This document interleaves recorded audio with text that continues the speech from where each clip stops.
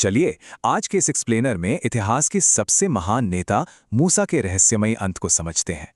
सोचिए, जिस इंसान ने जीवन भर लोगों को रास्ता दिखाया, वो खुद अपनी मंजिल तक क्यों नहीं पहुंच पाया? पूरे 40 सालों तक मूसा ने इजरायलियों को उस खतरनाक जंगल में संभाला। एक बहुत लंबा सफर है ना। लेकिन एक बड़ी गलती हो गई। परमेश्वर ने चट्टान से सिर्फ बात करने को कहा था, लेकिन मूसा ने गुस्से में आकर लाठी से चट्टान को 2 बार मारा और लोगों को विद्रोही भी कह दिया। नतीजा, वो परमेश्वर की पवित्रता नहीं दिखा पाए और उन्हें कनान जाने से रोक दिया गया। अब कहानी के अंत पर आते हैं। उस वक्त मूसा पूरे 120 साल के हो चुके थे। व्यवस्था विवरण बताता है कि इतनी उम्र में भी उनकी आंखों की रोशनी और शरीर की ताकत बिल्कुल परफेक्ट थी।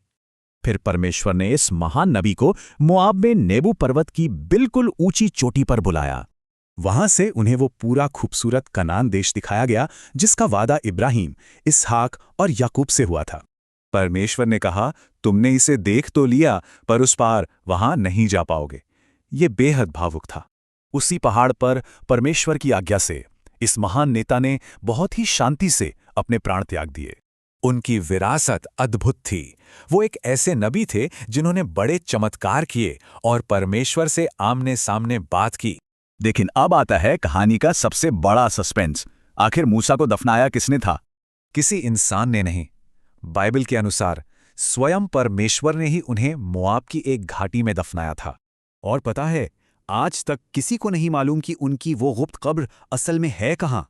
माना जाता है कि कब्र इसलिए गुप्त रखी गई ताकि लोग वहां जाकर मूसा की पूजा न करने लगें। मोआब के मैदानों में इजरायलियों ने अपने इस महान लीडर के लिए पूरे 30 दिनों तक गहरा शोक मनाया।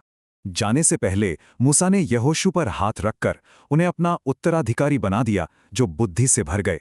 बाद में इसी यहोशू ने इजरायलियों को लाल सागर पार कराकर आखिरकार कनान देश में प्रवेश कराया। क्या मूसा हमेशा के लिए वादे के देश से चूक गए? यहाँ एक चौंकाने वाला ट्विस्ट है। सदियों बाद जब एक पहाड़ पर यीशु मसीह का रूपांतरण हुआ, तो वहां चमत्कारिक रूप से मूसा प्रकट हुए। इसका मतलब है कि वे अंततः परमेश्वर के साथ स्वर्ग के असली वादे के देश में पहुंच गए थे। ये इतिहास सोचने पर मजबूर करता है कि जीवन भर की इस अद्भुत यात्रा की असली मंजिल आखिर क्या थी।